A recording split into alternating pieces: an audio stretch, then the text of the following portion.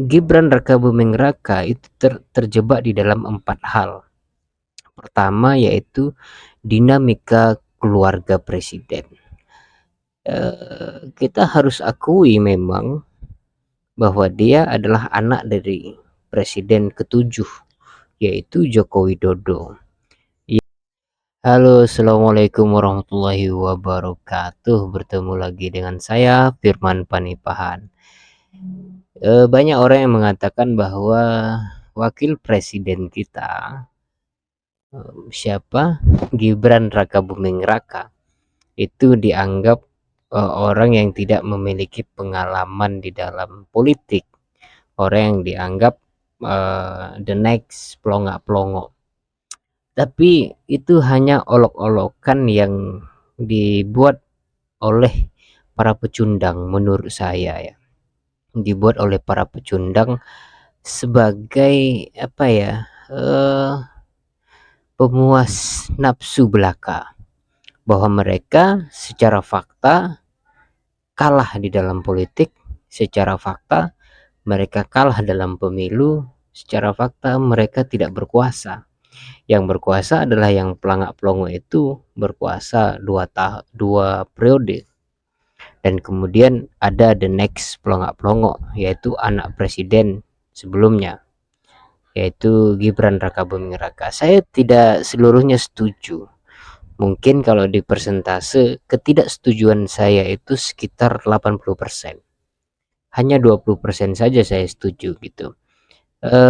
Kenapa saya setuju? Karena setuju dalam pengertian ini ya, saya memiliki alasan bahwa untuk menyebutkan bahwa Gibran Rakabuming Raka atau wakil presiden kita yang memiliki program lapor Mas Wapres itu kan suatu yang sebenarnya itu sangat-sangat bagus ya, tapi ya tetap diolok-olok gitu. Kenapa olok-olokan itu terjadi dan apa ya, dan itu terus bergulir gitu ya, dan dianggap wakil presiden itu tidak memiliki fungsi yang cukup kuat di dalam pembangunan negara ini, atau tidak memiliki kontribusi yang besar gitu. Banyak banyak juga orang yang mengatakan bahwa wakil presiden itu ban serep ya. Jika presidennya bocor baru diganti oleh wakil presiden. Menurut saya tidak itu. Gibran Rakabuming Raka itu terjebak di dalam 4 hal. Pertama yaitu dinamika keluarga presiden. Kita harus akui memang bahwa dia adalah anak dari presiden ke-7 yaitu Joko Widodo, yang memiliki reputasi yang buruk di akhir masa jabatannya. Reputasi itu semakin memburuk ketika dia lompat dari partainya itu ya, atau alias mendurhakai partainya yaitu partai PDIP. Jelas dan terang-terangan di dalam kontestasi politik 2024 dia memilih Prabowo Subianto dan melawan PDIP, dan dia support habis-habisan karena memang dia mengendorse anaknya kan gitu. Gibran Rakabuming Raka mungkin secara politis di dalam pembicaraan dunia politik barangkali namanya tidak sering muncul, tapi ketika di endorse oleh presiden dia menjadi anak muda yang dieluk-elukan gitu. Dia seolah-olah menjadi anak muda yang kemudian menjadi perwakilan sebagian bangsa ini gitu. Nah, ini yang pertama yaitu dinamika keluarga presiden yang sejak awal sudah cacat, dianggap sebagai keluarga yang apa ya, ya disebut sebagai raja Jawa, disebut sebagai politik dinasti dan seterusnya itu.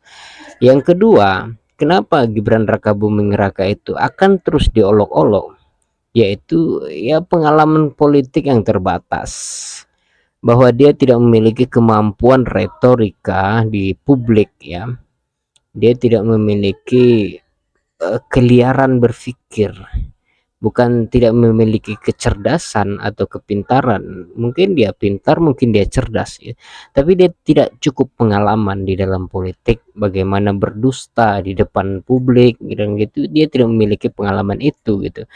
Sehingga yang dia tampilkan adalah kepolosannya gitu. Beberapa waktu lalu dia mengatakan bahwa tidak ada visi dan misi selain visi dan misi Prabowo Subianto di depan ke semua kepala daerah. Jadi buat apa debat di pilkada kan gitu kalau visi misinya adalah tidak diakui gitu. Itu kan kecerobohan sebenarnya, dan itu kita anggap saja sebagai bagian dari hiburan itu ya. Yang selanjutnya yang ketiga ya, yaitu citra dan persepsi publik. Citra dan persepsi publik ini adalah bagian dari dinamika politik sosial ya. Sebagai bagaimanapun kita harus mengakui informasi yang sering diulang-ulang di media sosial itu menjadi informasi yang seolah-olah benar gitu. Jadi banyak-banyakan pendukung gitu. Kalau banyak pembenci maka persepsi terhadap buruknya Gibran itu lebih dominan gitu. Tapi kalau Gibran mampu mengcounternya dengan influencernya maka itu akan seimbang gitu. Itu saja sebenarnya kalau bicara citra persepsi publik. Persepsinya hari ini adalah ya masih pelangak-pelongok gitu. Tapi jangan pernah lupa dan jangan pernah lengah bahwa kita kalah di dalam politik gitu. Yang mengatakan Gibran pelangak-pelongok adalah mereka yang kalah itu. Nah, yang terakhir yaitu kerentanan terhadap serangan politik. Jadi memang sosok Gibran itu hampir mirip ya, tapi tidak plek dengan Joko Widodo yang orangnya itu diam-diam tapi makan dari dalam, menghisap darah ya. Dalam pengertian begini, diam-diam ternyata dia memiliki antibodi yang kuat itu. Meskipun diolok-olok, dicaci, dimaki, tapi mentalnya sangat kuat gitu. Nah, dan stabilitas politik itu akan rentan terhadap serangan-serangan itu, dan pasti sepelangak-pelongoknya wakil presiden kita itu banyak pecintanya gitu, dan kerentanan terhadap konflik bahwa antara muhibbin dan yang bukan muhibbin muhibbin dalam pengertian ya pengikut ya, itu akan terus terjadi sebagaimana orang yang kelompok projo gitu ya, kelompok projo yang membela habis-habisan Joko Widodo. Dan hari ini juga masih banyak orang yang membela Joko Widodo ketika ada orang yang mengolok-olok atau orang mengkritik, itu masih aja ada yang membela gitu ya, seolah-olah logika mereka itu adalah Joko Widodo terzolimi, dan itu juga akan terjadi di eranya Prabowo Subianto dan Gibran Rakabuming Raka. Dia seolah-olah akan berperan menjadi korban politik, dan itu membahayakan. Itu saja yang dapat saya sampaikan. Terima kasih. Wassalamualaikum warahmatullahi wabarakatuh.